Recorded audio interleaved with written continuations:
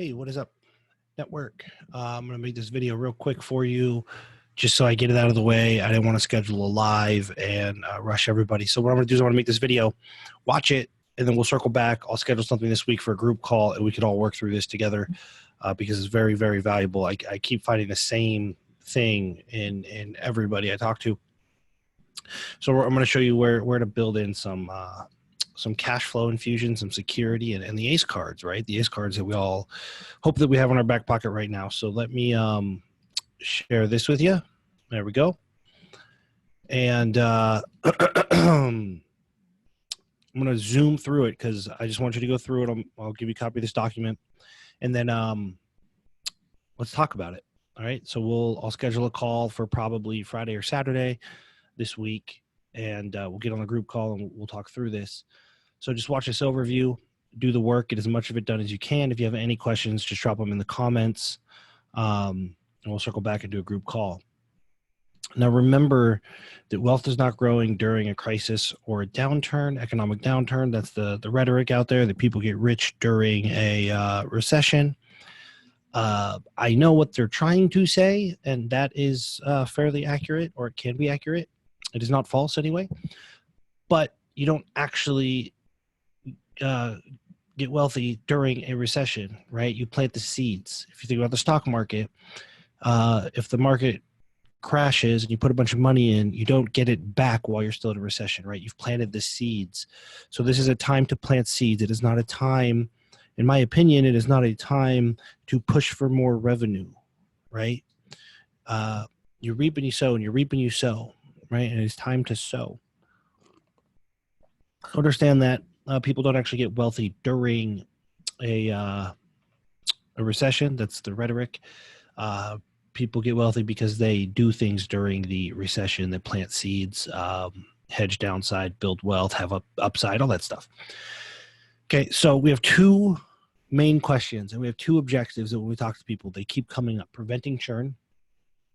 Okay, loss prevention is always the number one profit center. That's why I love R3. That's why I operate the way that I do. That's why I don't push hard on front-end acquisition, because the ultimate profit center is loss prevention, right? The leaky bucket. Even though it's always the most important, people are only realizing it and only finding it important right now, which is true. It is very important right now.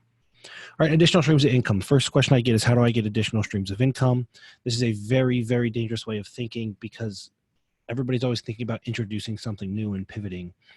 Something new is unknown. There is no riskier thing than we can do than start something new, and that's okay. It's okay to pivot sometimes. But right now, we want to keep risk as low as possible. So just understand that introducing something new is the highest risk activity we can do. We have no data.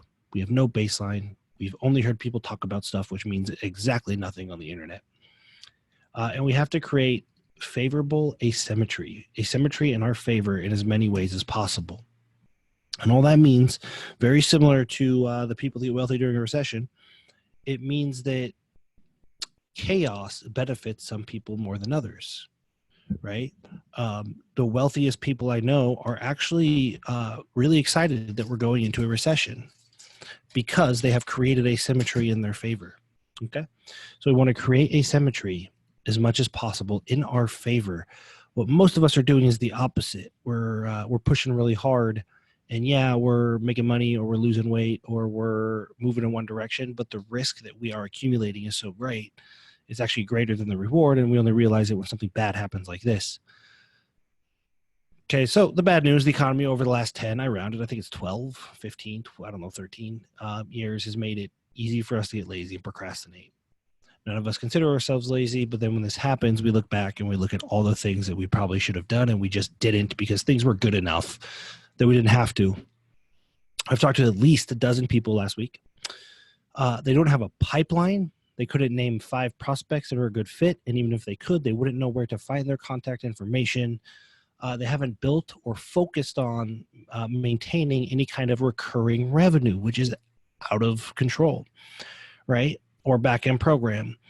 We've been allowed on the internet, everybody in this group, everybody that's been in business the last 10 years, to focus on speed or efficiency, and efficiency is a lie. What I mean by that is we've been so worried about being efficient in our optimizing our webinar and our sales process and our copy and our Facebook ads or whatever platform or however you market, we've been ignorant to the fact that we are building efficiency onto a machine. We're making a machine more efficient, but that machine is sitting on very, very thin ice, right? So when that ice breaks, efficiency doesn't really matter. And that's the problem. We've been so focused on efficiency, not so focused on foundational. The good news is the economy over the last 10, 12, 13 years has made it easy for us to get lazy, procrastinate. Most people have revenue generation and opportunity to decrease risk right now. All the bad news, we just flip into good news because now it's a forcing function for us to actually do the things. Almost everybody I've talked to has 10, 15, 30, 50, even $110,000 just sitting right there. And they're about to pivot to something new and just not pick up the $100,000 sitting there, which is why I want to make this video for you before you do anything goofy. Instead of focusing on speed, right? Instead of trying to drive as fast as possible, we can focus on the safest, most reliable way to get to the destination and then speed it up. All I mean by that is most people are so focused on speed, they don't consider traffic. They don't consider maybe a brick wall might be right in front of them, right? We actually need to focus on strategy. What are the 10, can we think 10 turns ahead? Most people, again, they're just trying to drive as fast as they possibly can on this straightaway and have no idea where the turn is, and they're about to hit a brick wall. Great opportunity to avoid the brick wall while everybody else hits it, okay?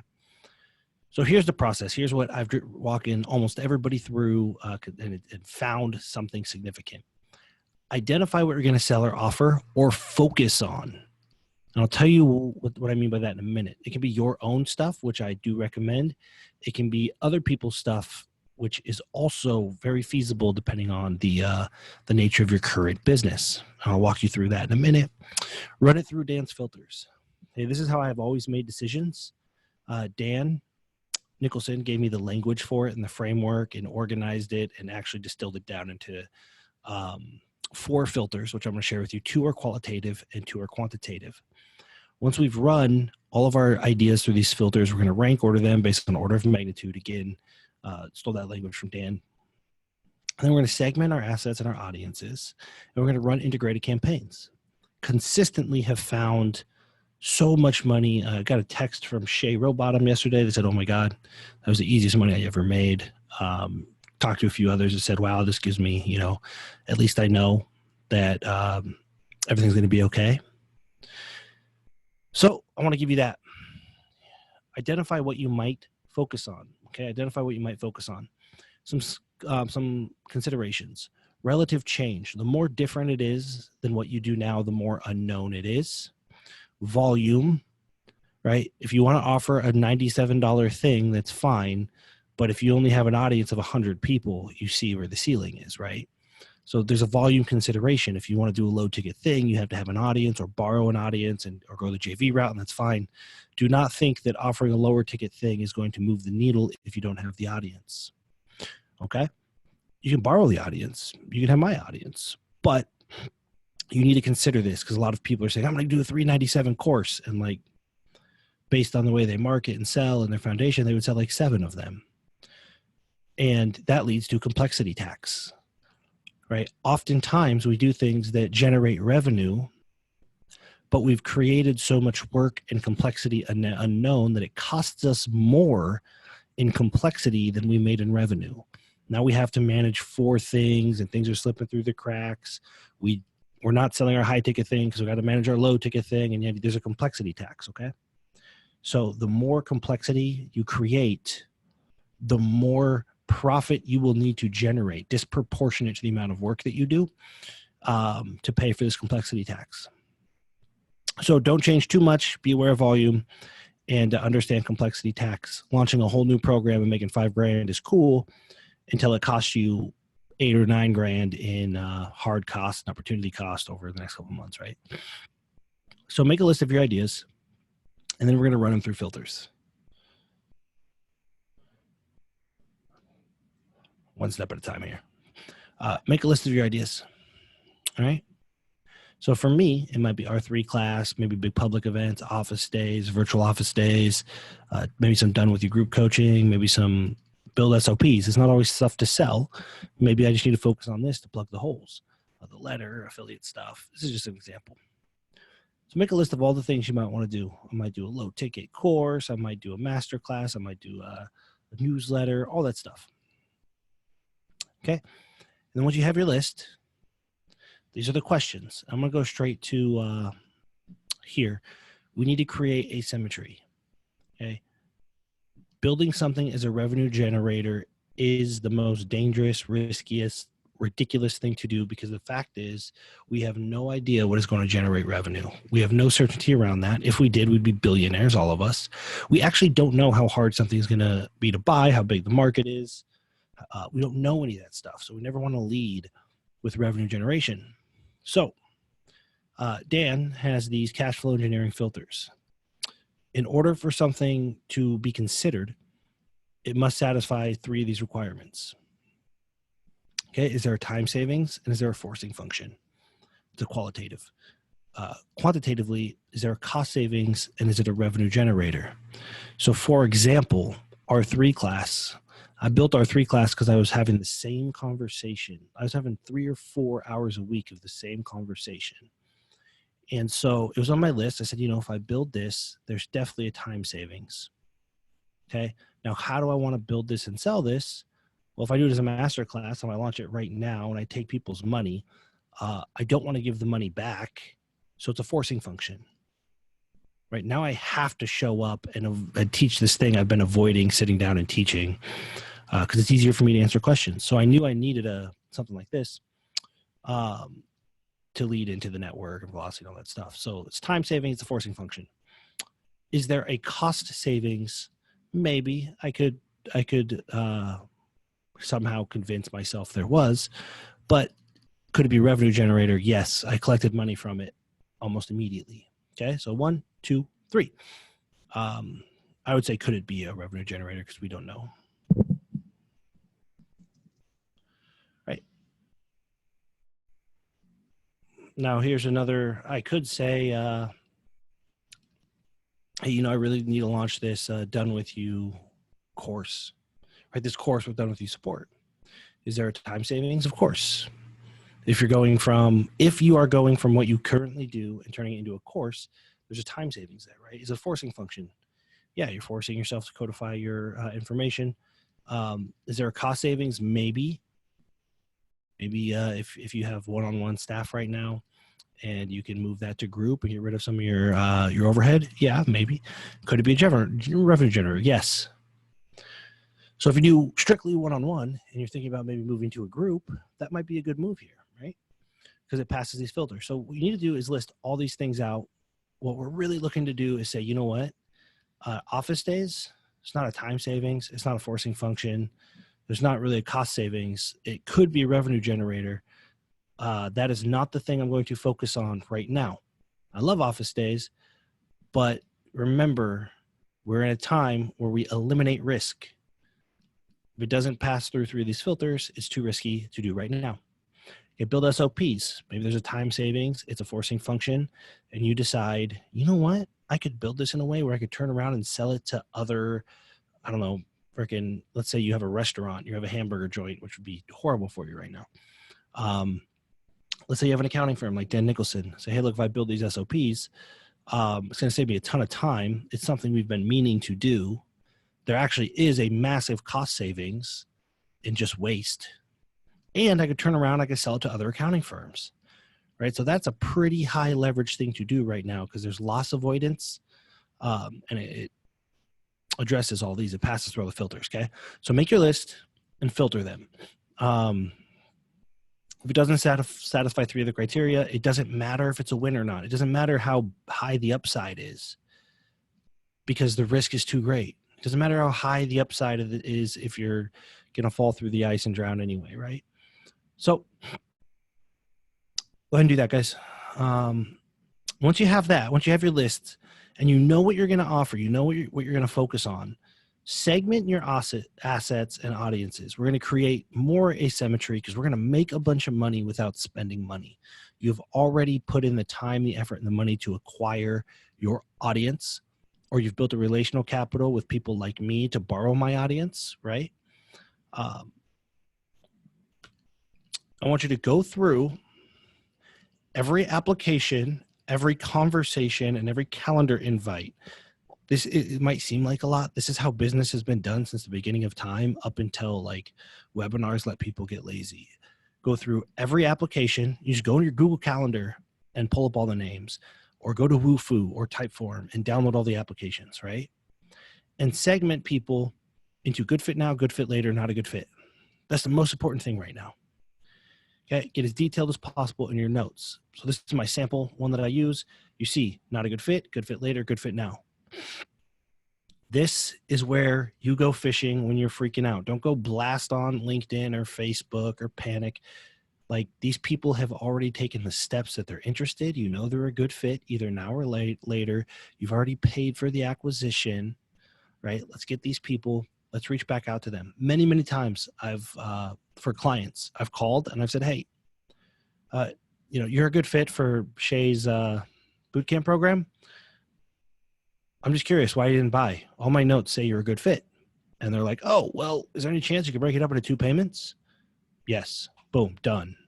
$5,000 in 40 seconds. So what we need to do is populate this. It's going to be a bitch. I'm not gonna lie to you. Get your admin to do it if you can. If you have to do it, you have to do it. But sit down and get all the good fit nows, good fit laters, not a good fits, and organize them into a pipeline of sorts. Okay. So name. And then I'm going to do another video. I'm going to help you guys with this. I'm just showing you a big picture right now. And for you action takers, I want you to take action right now. Email them a Be Helpful campaign. Hey, times are tough. You're sitting at home. I get it.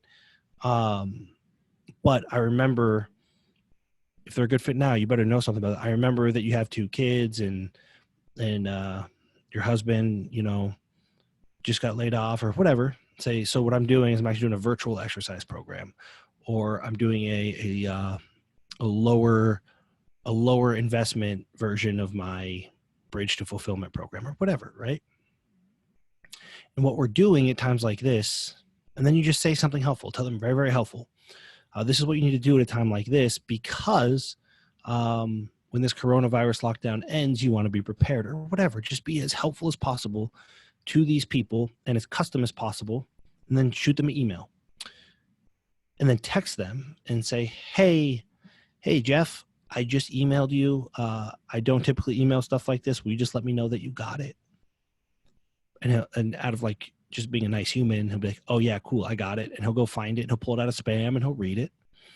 So email them something helpful, right? Don't be lazy here. Just email them something very, very helpful. Remember, these are good fit nows. This is the biggest pocket of profit sitting in your business that you probably have just skimmed over because things were good enough to do that for a while. And then send a custom video. Bonjoro, you can text it. Say, hey, Shay, thinking about you. I hope your family's good. I just shot you an email. And obviously I sent you a text. I just want to make sure you got it. Let me know if you need anything. I talk a little bit about how to exercise from home. If you need any help with that at all, please just reach out to me, okay? And if you're comfortable, call them. Super custom. It's worth the time. Okay, 100% worth the time. So good fit now, good fit later, you can make less custom. Not a good fit, you can just ignore them or sell them stuff, affiliate offers and stuff like that. The point is, right now, we should have names right here. These are the names that we say, all right, you know what? I'll just offer a deal. And we make a huge mistake all the time of saying, okay, you know what? I'm going to offer it for a discount. And then we start taking calls with prospects and offering a discount. Why are we ignoring the people that already heard the really high price, probably thought about it and couldn't afford it? Let's just circle back to them and say, hey, look, I know you couldn't do 7,000, but right now I'll do it for 3,500, right? Huge pocket of profit here. And for some reason, retroactively, we have this really dangerous sales mentality that if they don't buy from you, whatever, next, right? Very, very dangerous for a business. So that's that.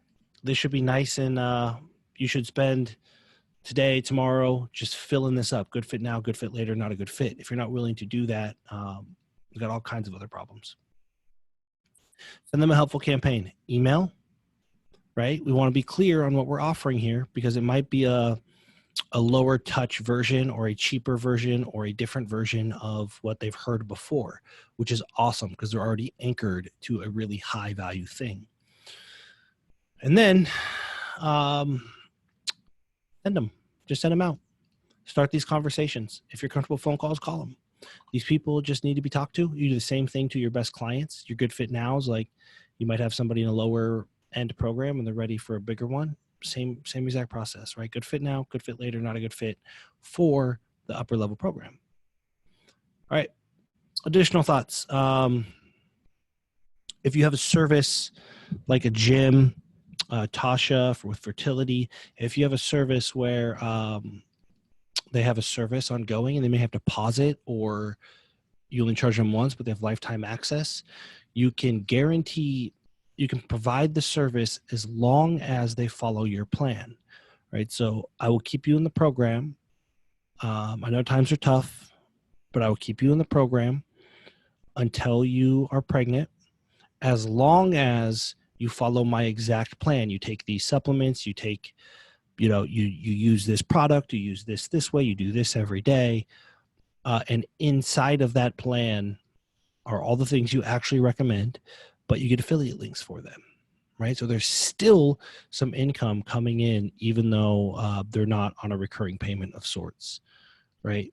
Very, very basic. Again, retroactively, if we look back, and I know people that if they've done this, they'd have 12 grand a month in affiliate links just coming in. But best time to plant a tree was 20 years ago. Second best time is now. So if you have a service-based guarantee, I will work with you until you are successful.